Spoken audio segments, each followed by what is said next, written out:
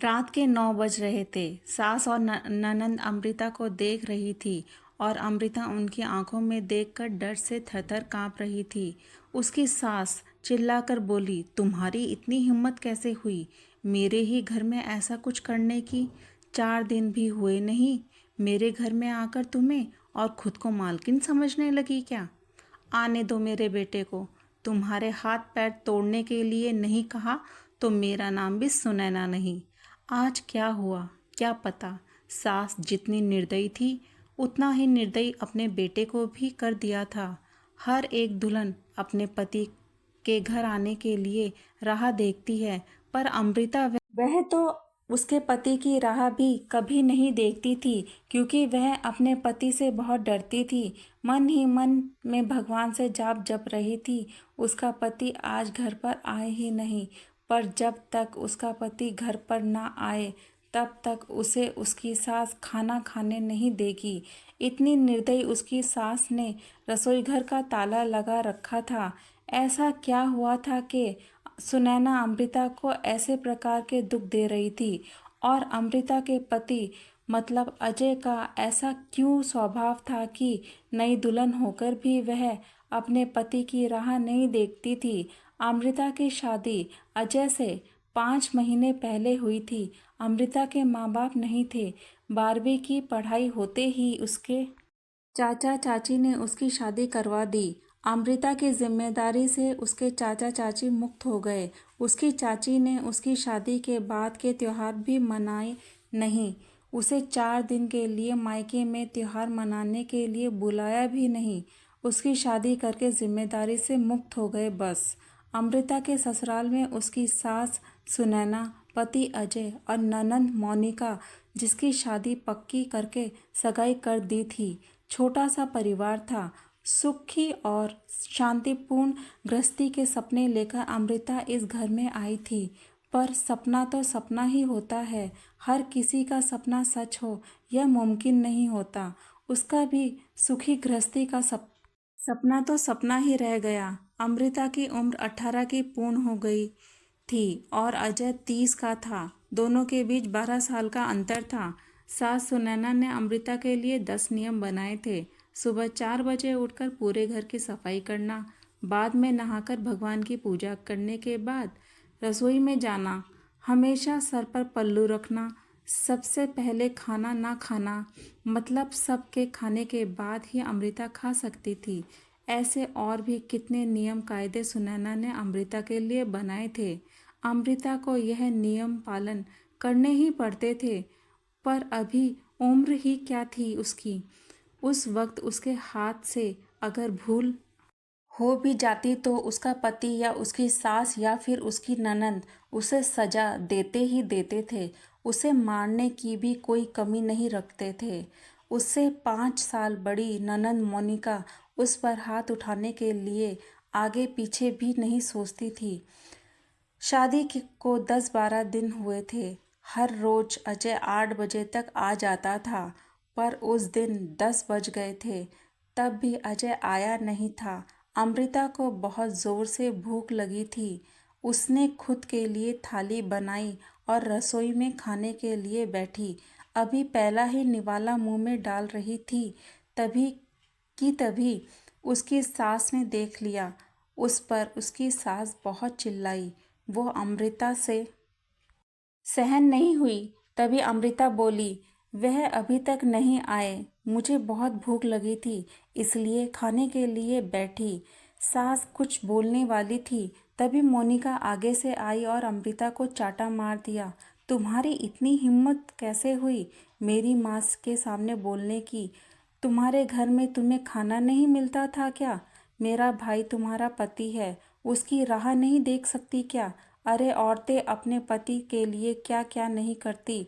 उतने में सास बोली, रहने दे मोनिका, क्यों इसको संस्कार सिखा रही हो? माँ बाप तो रहे नहीं और चाचा चाची ने ऐसी लड़की हमारे पल्ले बांध दी। रहने दे तू, चल बाहर, मैं ही रसोई का ताला लगा देती हूँ। और उसे रसोई से बाहर धकेलकर ताला लगा देती है। अमृता आंखों में आंसू लेकर बस देखती ही रह गई। 11:30 बजे अजय घर आया तभी सुनैना और मोनिका ने मिर्च मसाला लगाकर अमृता के खिलाफ अजय को भड़काया। वह तो माँ का भक्त। इतना ही सुनकर उसने गुस्से में आकर अमृता को थप्पड़ मारा। उसे उस दिन खाना भी नहीं मिला। अभी आज की ही बात ले लो। अमृता रसोई में खाना बनाकर सुनैना और मोनिका को खाना दे रही थी। दोनों हॉल में टीवी देखते देखते खाना खा रही थी और इधर अमृता एक एक गरम गरम रोटियां उनको परोस रही थी। आज सुबह अमृता को सिर्फ एक ही रोटी उसके सास ने खाने को दी थी। अमृता को बहुत ज़ोर से भूख लग रही थी, पर अजय तो 10 बजे से पहले आने वाला नहीं था। पर अमृता को भूख सहन नहीं हो रही थी। सास और मोनिका का खाना खाने से पहले, रसोई घर का ताला लगने से पहले अमृता ने जल्दी से रोटी अपने पल्लू में बांध कर रख ली। जब माँ बेटी का खाना होने के बाद उन्होंने अमृता को बाहर निकालकर रसोई घर का ताला लगा दिया और दोनों उसके रूम में आराम करने के लिए निकल गई। उसने पल्लू में बंधी हुई रोटी निकाली और रोटी वैसी ही बिना सब्जी के खाने लगी। रोटी खाते खाते उसके आंखों से आंसू बह रहे थे। उसका स्वाभिमान इस बात के लिए रजामंदी नहीं दे रहा था, लेकिन क्या करे, यह भी उसे समझ आ रहा था। ठीक उसी समय सुनैना कोई काम के लिए उधर आई और उसने अमृता को रोटी खाते हुए देख लिया। बस फिर क्या होगा, तमाशा चालू हो गया। और उस वजह से अमृता भगवान से प्रार्थना कर रही थी कि अजय घर पर आए ही नहीं। क्या पता आज वो क्या करेगा। शादी के बाद इनके ही सामने खाना खाया था, तब भी थप्पड़ मारा था, पर आज तो रोटी चुराकर खा रही थी। थोड़ी देर बाद अजय घर पर आया तो अमृता का दिल जोर जोर से धड़कने लगा। डर के मारे पसीने से भीग गई। कुछ ही मिनटों बाद अचानक से अजय का जोर से आवाज आया, अमृता जल्दी बाहर आओ। अमृता डरकर थर थर कांपते हुए बाहर आई। देखा तो सास अभी भी शेर की तरह उसकी तरफ देखकर घूर रही थी। मोनिका भी मन ही मन में मुस्कुराकर देख रही थी और अजय, उसकी आंखें खून की जैसी गुस्से से लाल हो गई थी। जैसे ही अमृता अजय के सामने आई, उसने उसके बालों को पकड़कर जोर से धकेल दिया। आह! अमृता बहुत जोर से चिल्लाई। तेरी इतनी हिम्मत हुई कि तू अपने ही घर में चोरी करती है? रुक, तुझे तो मैं अभी दिखाता हूँ। बोलते बोलते अजय ने अपने कमर का बेल्ट निकाला और अमृता को मारने लगा। अमृता जोर जोर से रोते हुए, दर्द से चिल्लाते हुए उनसे माफ़ी मांग रही थी, पर उसके पति और घर में रहने वाली 2 औरतों को उस पर दया नहीं आई। अमृता को सहन नहीं हो रहा था। तभी उसने अजय को धक्का दिया और घर के बाहर भागने लगी। तभी, अरे पकड़ो उसे, बाहर कहाँ चली? सुनैना अजय को बोली। तभी अजय बोला, जाने दो माँ, भाग भाग कर कहाँ जाएगी? कहाँ, उसे पालने के लिए उसके मायके वाले हैं जो उसे संभाल लेंगे। आएगी वापस घूम के यहीं पर। जाने दो उसे, पहले मुझे खाना परोसो, मुझे बहुत भूख लगी है। अजय का बोलना सुनकर सुनैना ने अजय को खाना दिया और आज भी सभी खाने के लिए बैठे, पर अमृता की याद किसी को नहीं आई। बाद में थोड़ी देर बाद अमृता घर में आई।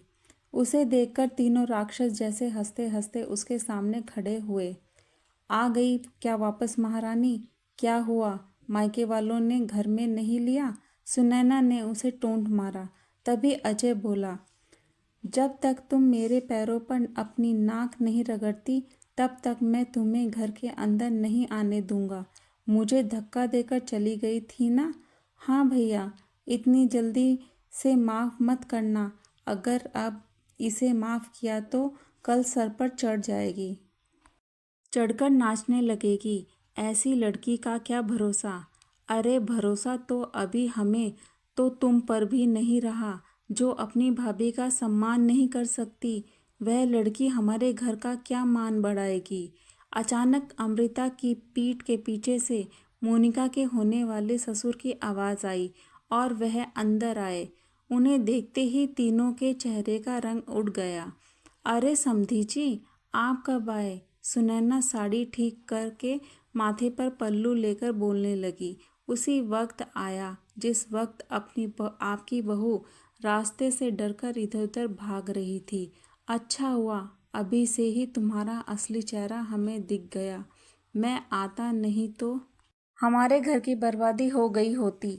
अगर तुम्हारी बेटी हमारे घर बहू बनकर आ जाती तो। मोनिका के होने वाले ससुर उसकी तरफ हाथ दिखाकर बोले, नहीं नहीं, आपको कोई गलतफहमी हो गई है पापा। आप अंदर तो आइए, मैं आपको सब समझाती हूँ। मोनिका ऐसे बोली।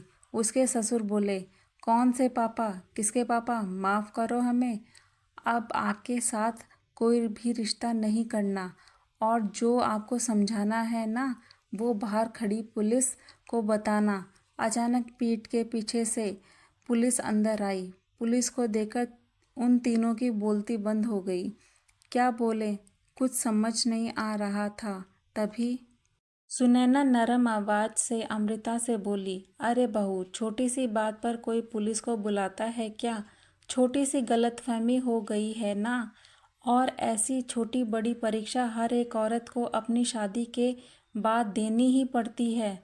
और यह तो तुम्हारा ससुराल है ना। ससुराल वालों का मान रखना तो तुम्हारा कर्तव्य है बेटा। माफ़ कीजिए सासू जी, मुझे ऐसी परीक्षा देने का कोई शौक़ नहीं है। मैंने थप्पड़ शादी खाने के लिए नहीं की थी। और यह ऐसा कैसा ससुराल है जहाँ मुझे रोटी भी चुरा कर खानी पड़ती थी? आपने मुझे कमज़ोर समझा था क्या? मेरा मायके नहीं है, पर मैं कमज़ोर नहीं हूँ। अभी यही संस्कार अपने बच्चों को जेल में देना। अंत में पुलिस ने उन तीनों को पकड़कर जेल में डाला। मोनिका के ससुराल वालों ने शादी तोड़ दी और अमृता को एक स्वयं सेवा संस्था ने आगे जाने का मार्ग दिखाया। अमृता संस्था के साथ में काम करके लोगों को घर में होने वाली घरेलू हिंसा के बारे में जागरूकता फैलाने लगी। उसने अभी सही मायने में ज़िंदगी की शुरुआत की। तो दोस्तों, यह कहानी सुनाने का मेरा यही उद्देश्य था कि आज भी हमारे देश में कुछ ऐसी सास ननद है जो इस प्रकार का व्यवहार अपनी बहू के साथ करती है। दोस्तों, एक लड़की जब शादी करके अपने ससुराल आती है तो उसके मन में कुछ नहीं होता। वह बस अपने माँ बाप के प्यार को छोड़कर आगे बढ़ती है और आगे आकर अपने पति के माँ बाप को अपने माँ बाप समझकर उनमें अपने माँ बाप का प्यार ढूंढने की कोशिश करती है।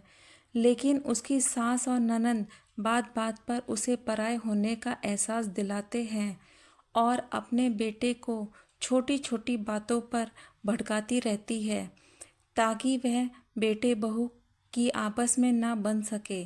सास यह नहीं सोचती कि किसी न किसी तरीके से वह अपने बेटे की ज़िंदगी में ही आग लगा रही है और घर घर ना रहकर वह एक महाभारत का मैदान बना देती है। एक सास और ननद एक औरत होकर भी एक औरत पर अत्याचार करती रहती हैं। उसे यह एहसास दिलाते हैं कि अगर हम इसे अहमियत देंगे तो इसका पति भी इससे प्यार करेगा और हमारी घर में चलनी बंद हो जाएगी। तो इसलिए गलती ना होते हुए भी बहू की उसकी सास और ननद उसकी बेफजूल में गलतियां निकालना शुरू कर देती हैं ताकि वह अपने बेटे को भड़का सके और बेटे बहू दोनों के बीच में लड़ाई झगड़ा करवा सके। उनके बीच प्यार ना हो सके। दोस्तों, एक सास को यह सोचना चाहिए कि उसकी बेटी भी दूसरे के घर जाएगी और उसकी बेटी के साथ अगर यही व्यवहार होगा तो उसके दिल पर क्या बीतेगी। इसलिए दोस्तों, एक सास को अपनी बहू को भी प्यार, अपनी बेटी जैसा प्यार ही देना चाहिए।